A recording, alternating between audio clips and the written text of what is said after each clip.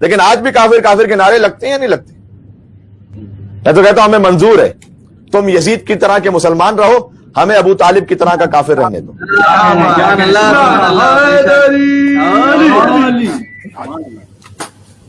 ٹھیک ہے، یہ ہمیں منظور ہے۔ جب حضرت ابو طالب علیہ السلام کفر کے فتوے سے نہیں بچ سکے تو پھر ہم کس قطار اور شمار میں؟ امام حسین علیہ السلام پر قاضی شرح نے نہیں فتویٰ لگایا تھا کیا؟ یہ جو ہمارے لیے فخر کی بات ہے کہ جو فتویٰ امام حسین علیہ السلام پر سن 60 ہجری میں لگا تھا وہ آج ہم پر لگ رہا ہے۔ ٹھیک ہے، ہم آپ کے مقدسات کی توہین نہیں کرتے کہ نقص امن کا کہیں خطرہ نہ ہو جائے، ہم بھی پرامن بقائے باہمی چاہتے ہیں، لیکن مسئلہ یہ بھی تو ہے نا کہ آپ کے مقدسات کی فہرست بھی تو روز بڑھتی چلی جا رہی ہے۔ سبحان اللہ سبحان اللہ سبحان اللہ سبحان اللہ۔ معاملہ یہ بھی تو ہے نا، ارے بھائی کہیں تو سٹاپ کرو۔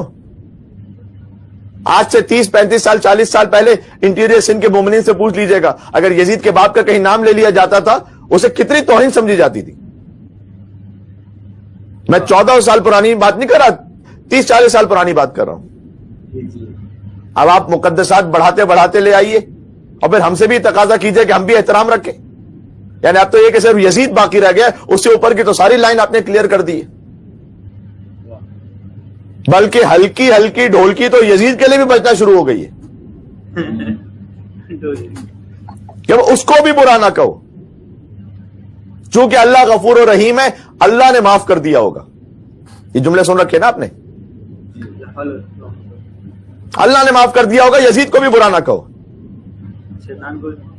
تو میں تو کہتا ہوں کہ پھر آپ کو ہمارے یزید پر لعنت بھیجنے سے کیوں تکلیف ہوتی ہے؟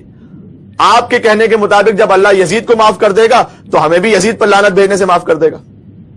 نعرہ حیدری پر محمد والے محمد صلوات اللہم صلی علی محمد والے محمد۔ محمد وعجل فرجهم۔ یعنی یہ میں نہیں کہہ رہا نقل کفر کفر نہ باشد، یہ تو آپ کہہ رہے ہیں وہ اللہ جو ایسا غفور و رحیم ہے جو یزید جیسے کو بھی معاف کر دے تو ہمیں تو کنفرم معاف کر دے گا۔ پھر جب ہم یزید اس کے باپ پہ لعنت بھیجے تو ہمیں تو کنفرم معاف کرے گا، جب یزید جیسے کو معاف کرے تو ہمیں کیوں نہیں کرے گا معاف؟ تو آپ کو کیا تکلیف ہو رہی ہے؟ اچھا اگر یہی بات غور کیجیے گا، کبھی بھی ابو جہل کے لیے نہیں کہتی کہ ابو جہل کو بھی برا نہ کہو، شاید اللہ اسے بھی معاف کر دے۔ سنا ہے کبھی آپ نے؟ کبھی نہیں سنا ہوگا۔ ابو لہب کو بھی برا نہ کہو، شاید اللہ اسے بھی معاف کر دے۔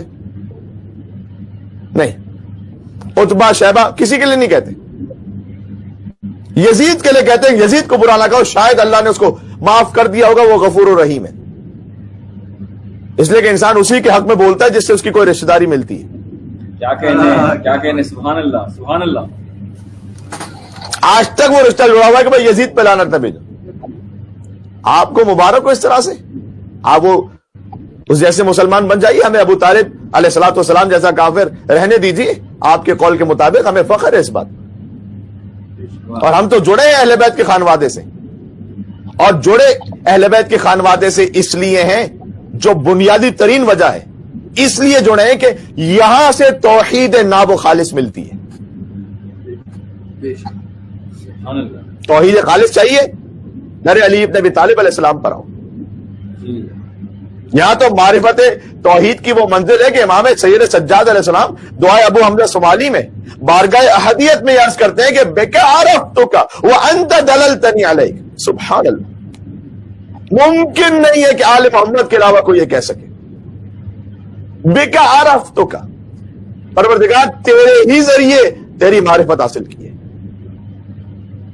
وَأَنْتَ دَلَلْتَنِی عَلَیک، تو نے ہی اپنی جانب میری رہنمائی کی ہے، براہ راست بلا فصل، چرند پرند درخت ستارے سیاروں کے ذریعے سے ائمہ علیہ السلام نے نہیں پہچانا اللہ کو، اور ممکن بھی کیسے تھا؟ اس لیے کہ کچھ نہیں تھا اور یہ تھے۔ پھر آگے امام نے کہا وَلَوْلَا أَنْتَ لَمْ أَدْرِ مَا أَنْتَ، پروردگار اگر تو نہ ہوتا تو میں نہ پہچان سکتا کہ تو کون ہے۔ یعنی تو نے ہی براہ راست مجھے سمجھایا ہے کہ میں کون ہوں، کہ تو کون ہے۔